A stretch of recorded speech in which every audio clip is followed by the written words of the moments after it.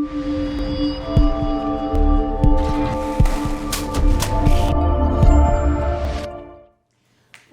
everyone.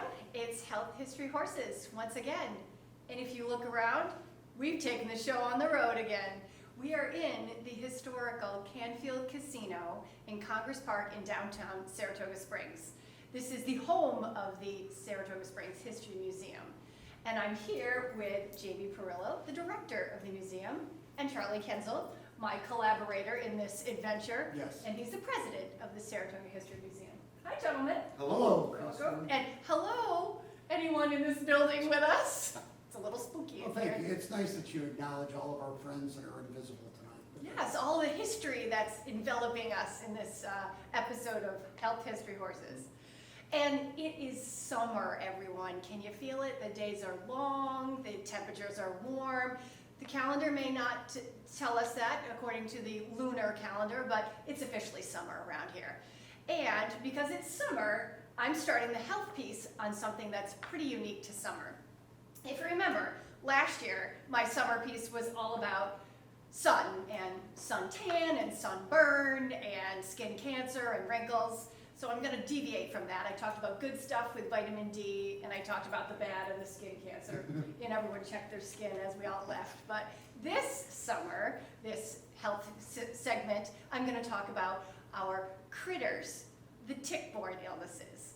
And so we're all familiar with ticks. It's like table talk. You know, I had a tick on me. I heard somebody got a tick on them. They had to pull a tick off. But in the Northeast U.S., ticks are pretty common. And the most common tick around here is the deer tick. And that's the black-legged tick, and that's Ixodes scapularis, and that causes Lyme disease. Other ticks that we have around here that are a little less common are the dog tick, the Lone Star tick. Go Texas. They just won the men's baseball World Series, by the way. Underdog too, okay. Oh yeah, hey. Won't do baseball, okay. But we can talk about underdogs. We have a few underdogs in our own community, actually. Yes, we do. And so the ticks that live around here are pretty prevalent. They're alive in the spring and they're alive through the fall. And they can be active in the winter. You know, we get those winter March days where it's like 40 degrees. That's kind of scary because you can still go out there and find a tick on you. They transmit different diseases. So each tick really is not going to transmit the same thing. And so the spectrum of disease is different depending on who's living where. The adults here are easiest to recognize, and the male and females have different coloring and different markings. So first of all, what do we do to, avoid getting ticks? Well, the CDC would say, don't go outdoors. Yep, that's a really good piece of advice. And since we're not going to heed this piece of CDC advice, how are we going to avoid getting a tick? The recommendations are that, first of all, you're wearing proper clothing. And if you know you're going to be in areas where ticks are, which is the grass, the brush, the woods, you want to be prepared. Light-colored clothing, long sleeves, long pants. They recommend tucking the pants in the socks because you want to avoid the skin that's down touching the nature in the ground because that's where they're living and they're going to jump right onto your exposed ankles. So covering up everything we can. They even recommend actually treating our clothing with a solution of 0.5% permethrin. I haven't done that, but maybe that's a good recommendation. And then, once you've been outside, you're basically set up for a dose of a tick, whether it's hunting and camping, walking in the woods, whatever. So you want to be aware. If the clothes are treated, you're wearing the proper clothes, and you've come out from being out in the outdoors, there's a few things that people recommend. This is common. I'm probably not saying anything that nobody is aware of, but check yourself before you get in the house. Don't walk right in and drop your clothes because they may have critters on them. So checking your clothing, first of all. Taking the clothing off when you get in the house. Tumble dry on high for about 10 minutes. That's going to kill a tick. Oh. Hot water is the only thing that kills a tick. Really? Warm water doesn't kill a tick. Cold water doesn't kill a tick.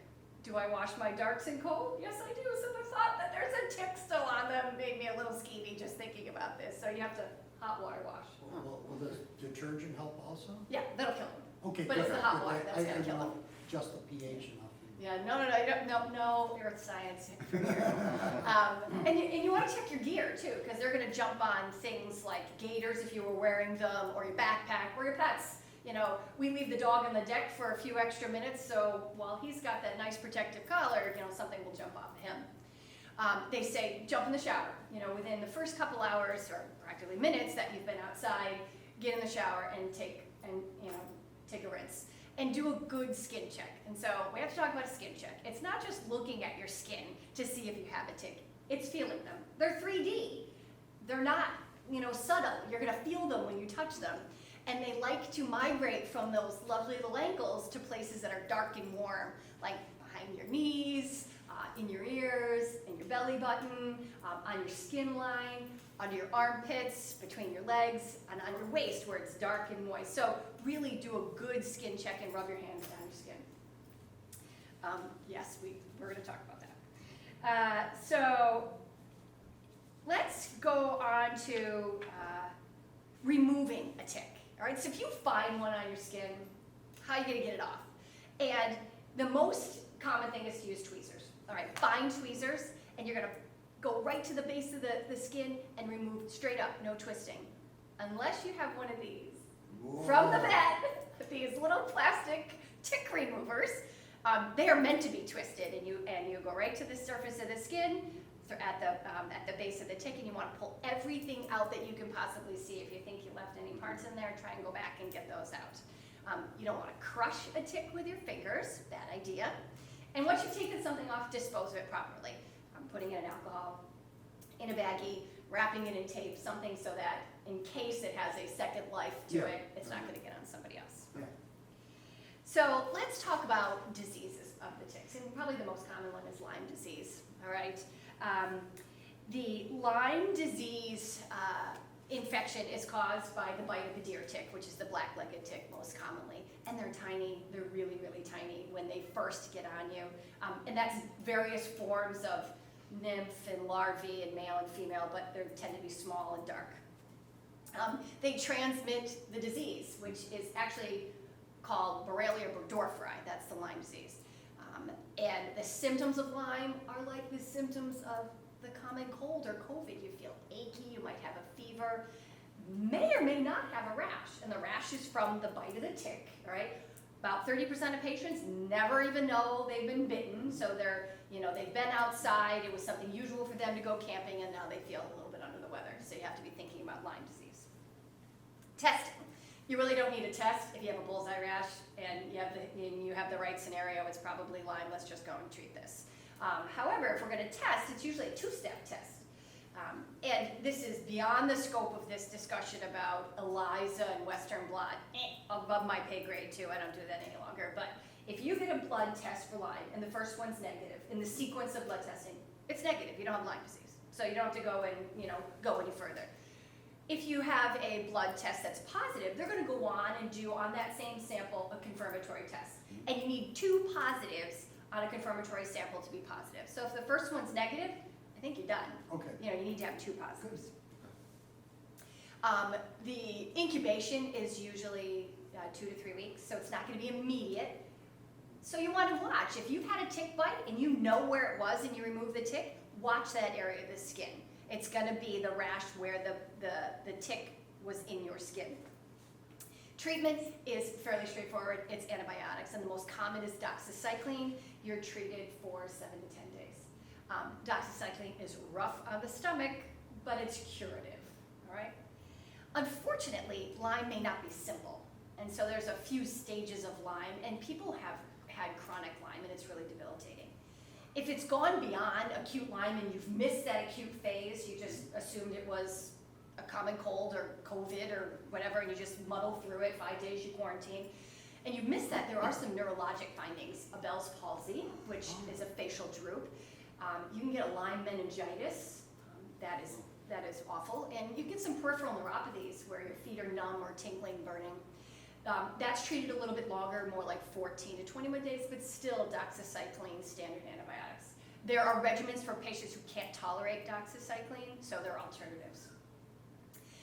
More unfrequently, and thank God it's rare, is something called post-treatment Lyme disease syndrome. Yes, post-treatment Lyme disease syndrome. And that means that the symptoms of Lyme don't go away, and it's protracted like 6 months.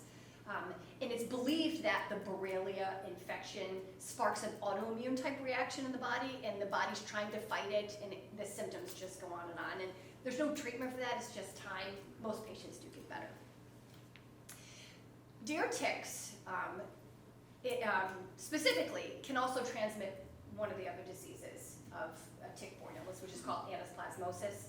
Our dog had anaplasmosis, and when we did the testing, we didn't know about it, but he had been bitten by ticks. So it doesn't have a rash, but the symptoms are very, very similar to Lyme disease, and it's treated the same. All right, and it's co-infection. Actually, you can be co-infected, meaning you have both of them about 5% of the time. So often when patients are being screened for Lyme because they're having Lyme-type symptoms, they're going to be screened for other tick-borne illnesses. Babesiosis, long babesiosis name, is actually something different. It's from the bite of the Lone Star tick. Back to Texas, huh? Sorry, I'm sorry. Nope, I take that back. That's ehrlichiosis. I gotta get my OCs right here. So babesiosis is another tick-borne illness, but it's this is a different area than the Lone Star tick. I'm going to get to that in a second. Okay. This is more the Midwest, but it causes a hemolytic picture. It's not necessarily just a febrile illness. The incubation period is much longer, and it's a blood test. And there's some indices in the blood that are fairly common for babesiosis, including a low hematocrit, because you're going to be anemic, low platelet count, kidney function can be off, and you can have some dark urine because you're spilling blood in the urine. That's treated differently than Lyme disease and anaplasmosis. That's treated with a combination of something called atovaquone and azithromycin. So azithromycin is an antibiotic. Atovaquone is actually an antiparasitic. It's a cousin of medications we use for malaria. All right, so that's more unique, and that's Midwestern. Ehrlichiosis, which is the last tick-borne illness I want to talk about, is transmitted by the Lone Star tick. Yep, that's southeastern United States over to Texas. So if you've traveled to some of these areas and then you get these types of symptoms, we have to be thinking about, well, what's prevalent in that area of the United States. That too is treated by doxycycline, and it's treated a little bit longer because it's a little more serious infection. It has some blood indices that are abnormal, including low platelet count, low white cell count, and an anemia. So ehrlichiosis, worst, I think, of all of these things, but it's more out of our area, so we're not going to think about that as much as somebody who's traveled. Lyme disease and anaplasmosis is probably the most prevalent things we're going to think of around here, transmitted by the same black-legged deer tick. And then babesiosis, a little bit more Midwest, treated with an anti-parasite and an antibiotic. Now, so you've gotten a tick on you, you've found it, and you don't know how long it's been there. So it depends on, so we were talking about earlier, if you have a tick, when would you treat prophylactically? And prophylactically would mean you don't necessarily have a diagnosis of Lyme disease, but you want to prevent the infection of Lyme. So treating prophylactically with a 200 milligram dose of doxycycline, which is higher than the usual dose that patients get for Lyme disease, and that's one 200 milligram dose, can be given prophylactically for a high-risk tick bite. And a high-risk tick bite would be you have an engorged tick on you, depending on the amount of engorgement. If you think the tick has only been there for 30 minutes, maybe 2 hours, that's not a high-risk tick bite. If you think it has been there for 36 hours because you didn't catch it when you came in from the woods yesterday, or there's some skin irritation, that's more of a high-risk tick bite. You're going to want to treat that potentially prophylactically with doxycycline. Now, I don't know about you, but I would love to wear one of those arrested collars like our dogs do to prevent getting ticks when we go outside.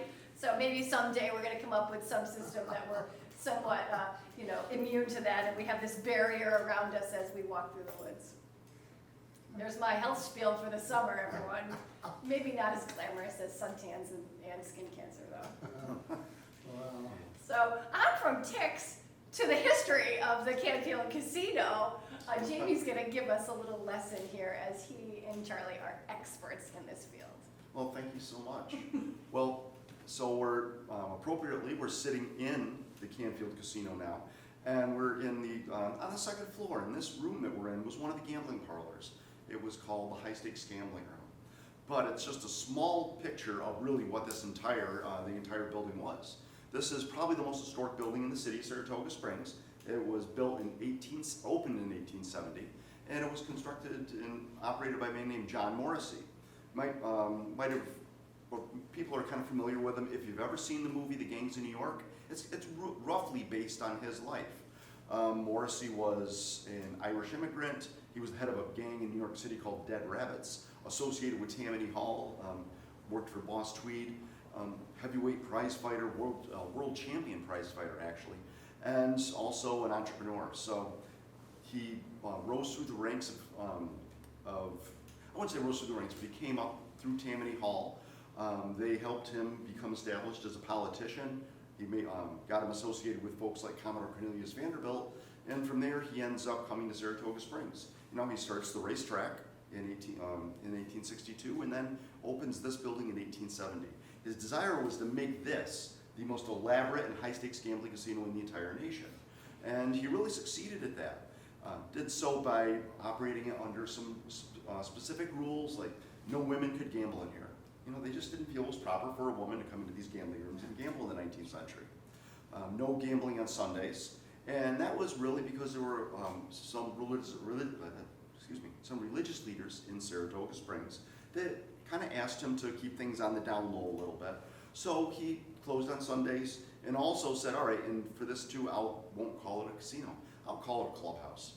But probably the rule that baffles people the most is that they would not allow Saratoga Springs residents to come in here and gamble. And you think that's crazy, because if you have money here in the community, why not have these folks come in? Well, Morrissey knew that if the locals come in and gamble, they lose their money in a casino that happens to be illegal, then you're going to get in trouble. So he said, you guys just stay out of here, and we'll. You won't get in trouble. We just bring the public in. Yeah. So instead, now he operates it as a private club. He charges an exorbitant fee of $250 a summer, and you could come in if you're a member.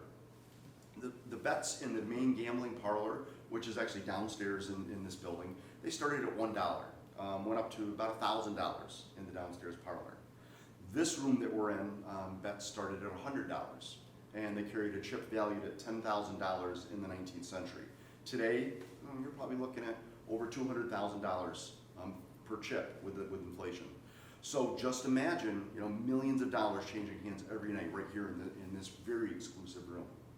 And it was held for folks like Bet-A-Million Gates, Commodore Cornelius Vanderbilt, possibly any other of the robber barons of 19th century America. That's who would have been coming in here. Why did they do it? To make money. Or why did Morrissey do it? It was strictly to make money.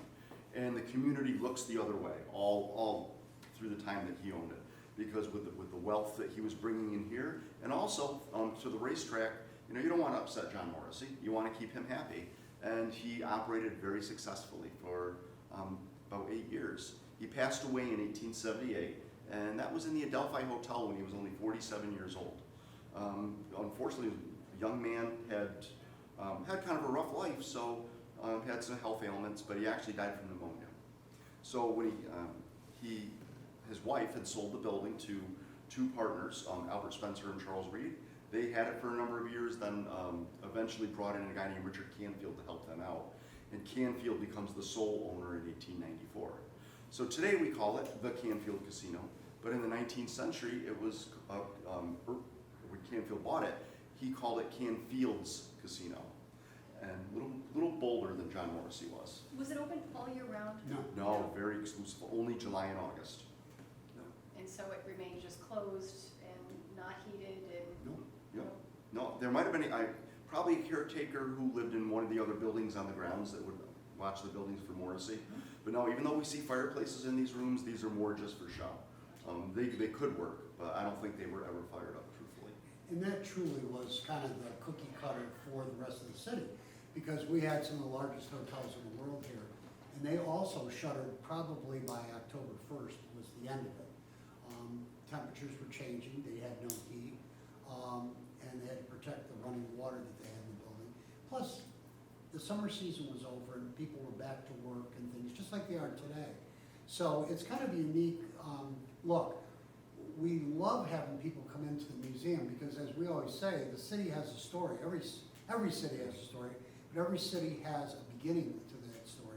And we think we tell that better than anybody else because we've been in business of telling the story of Saratoga since 1883. And when you start to really make it with connections, like Jamie was saying, we were looking at key figures like Morrissey and then Canfield, their impact on the city along with others, and how the development of not only casino gambling here, but horse racing took place.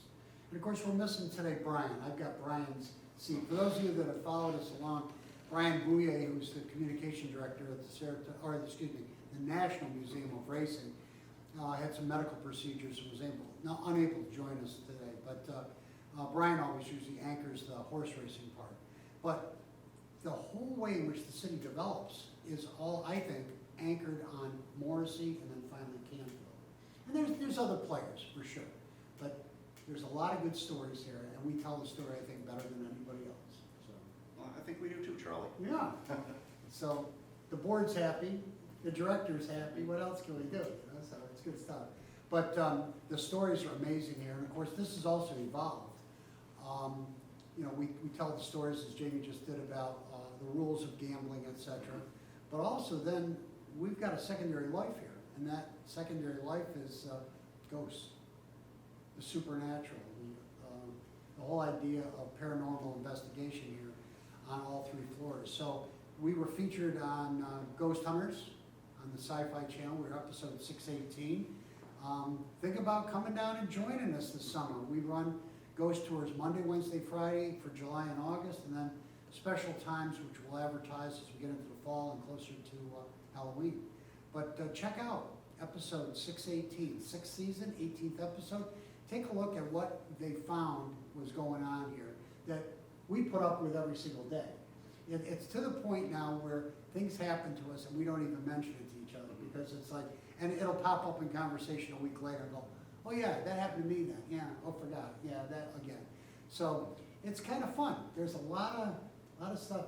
I mean, you were talking about your little critters. We got You bigger critters? Yeah, and they let us know that they're here. So come join us, whether you want to hear the story of Saratoga or want to be in a little bit into the paranormal. I think we can do it for you. It's a good spot to come. There's a new exhibit, shoes. Yes, 200 years of I know, I'm designer like, oh, footwear. I must have to go see this exhibit. After my own heart, but yeah, so tell us about this working exhibit right now. All right, so we do at least one new exhibit every year, and our curator decided he wanted to do an exhibition about 200 years of women's designer footwear. We have probably 100, 150 pairs of shoes in our collection.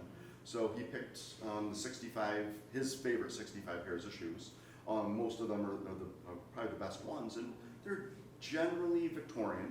Mm-hmm. Some that were worn by famous Saratogians like Katrina Trask, Kate Batchelor, Lillian Russell. So we have some really neat and unique pairs, even some contemporary ones that were worn by socialite Molly Wilmot. So and some of those are pretty striking. Yeah, they'll jump out at you. Yep. Yeah. Excellent, Well, yes. I mean, you can imagine, I know nothing about shoes, so this was a complete evolution for me as a person, and most people that know me in the city. I did scratch my head for many months as all this was going on, but I have to say, it is a unique thing, and it provides us with a draw on a different demographic, and it's telling, again, another story. I didn't realize... Society story, because these are not functional shoes, by the way. Well, well, they're not work boots, but and they're not running shoes or anything else. But yeah, they're pretty neat. And I learned something right off the bat. I didn't realize prior to 1850 that there was no left and right shoe. You just got straight aheads. And I didn't know that You either. know, called Straight Last. Yeah, so, Oh, I mean, sounds there's a very lot of- uncomfortable. yeah, well, yeah, we can discuss comfort later, but I guess that's highly overrated according to certain women. But get in there and take a look, and we welcome anybody this summer if you want to come to see us. We got a lot of different things here.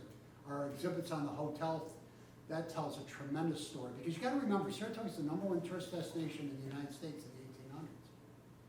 And yeah, we've got the casino here, we've got horse racing, but the real heart and soul of the city, thousands of people are going to be socially entertained in the Mammoth hotels.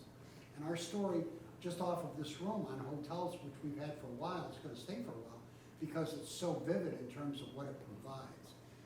Whether it's Victor Herbert directing the music at the Grand Union, or John Philip Sousa doing the United States Hotel, or the balls and the food and the chefs, and we got a lot. So come see us, everybody. We're here. So. Jamie, tell me, okay, we're sitting in the High Stakes Yeah. room. What's your favorite thing in this room? I'd I think I asked Brian that in the National Museum, All right. and I'll ask you too, okay? So we're sitting, just particularly this room, because I asked Brian that when we went to the National Museum of Racing, and I said, what's your All right. favorite thing? I would say my favorite thing is the bar. So there's a small bar that's on the opposite side of the room, and it is the actual service bar that was downstairs in the casino. So there's a large bar there now that's used for events. That bar was actually built in what, the 1980s, Charlie? Was it late 70s? Rather modern. Yeah. I think it was 1978, but I could be Okay. could be wrong. I'm sorry. But, no, that's all right. But, so that bar there was built just to accommodate the rental facility that Right. the casino operates as. The small bar we have up here that was donated back to the museum in, gosh, I think it was 1996. A family had it in private ownership, and I think it's just really neat, because think about everybody that came to this casino, walked up to that bar, leaned on it, and said, "This is what I want." It's just fantastic. Holding that $200,000 check. Yeah. You know? Yes. Yeah, absolutely. Well, you're going to ask me about mine? Yeah, I am, All yeah. right, okay, here we go. That's a hard question, and I know it was probably very hard for Mr. Parillo here to answer, because we spend a lot of time up here, and there's so many different aspects. I would definitely agree with Jamie about the service bar over there. That's very unique. The other thing is, obviously we have a roulette table behind us. The two main games that were played up here, the first season, 1870, believe it or not, whist was played up here as a card game a lot. And it was reported in the Saratoga in June of 1871, in anticipation of the opening of the clubhouse, that the whist room had been kind of upgraded. They didn't even call it the High Stakes at that time.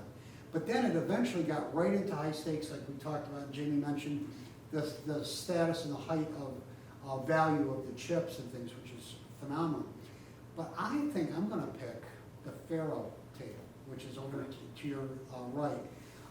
It provided me with an insight and a motivation to learn how to play Faro, which I had no idea, about how fast-paced it is. And you can really see it's a quick bet, down, up, down, and the cards fly out of a shoe real fast. And I understand roulette, but this is a blur when you see how much money can be lost in a very short period of time. Is it something that's played now? I've never heard of it. I don't know if that's a Vegas game or not. I apologize. I don't think it is. I think they do still play it in Europe. Oh, do they? Yeah.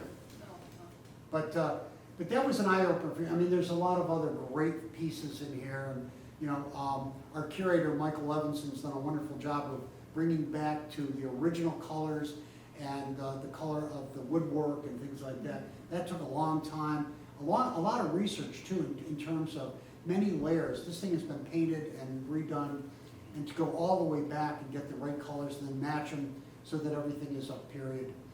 He did a phenomenal job with that. But yeah, I think I'd take the Faro card. I was thinking about that. Were you? Yeah, I was. No, I wasn't. Well, gentlemen, we want to remind everybody that, you know, the horses are coming to town. So Yes, they are. You can walk right over to the Oklahoma Oklahoma. track and just take a look. I think it's free to go. Well, right now, Oklahoma's open Friday, Saturday, Sunday from 7:30 to 10:30. A lot of horses have shipped already. Once the Belmont was just this past weekend. There's a lot of 2-year-olds up. Fletcher, Brown, they've got big stables up right now, but everybody else is starting to ship because They're gonna be finishing at Belmont very soon and making the shift in the middle to Saratoga on July 14th. So the talk is there, everybody's abuzz. Saratoga's gonna have a phenomenal meet this year. I mean, with $47 million in purses, which is really, really good. And it'll be the highest grade of racing for 40 days that you can find in the country. So I'm not much on horses, but I thought I'd just Oh, throw yeah, that in. can't tell. So anyhow, well, any other comments or questions? Without Brian here, this is tough, you know? Well, we're gonna bring back Brian, but he's really busy right now. Oh, You know, yeah. getting ready the Racing Hall of Fame induction ceremonies this summer. So That's right. we'll hear more about that coming up. Yep, that's right. Thank you, Jamie, for coming to join us Oh, thank you and for telling us inviting me. about this very historical and spooky building.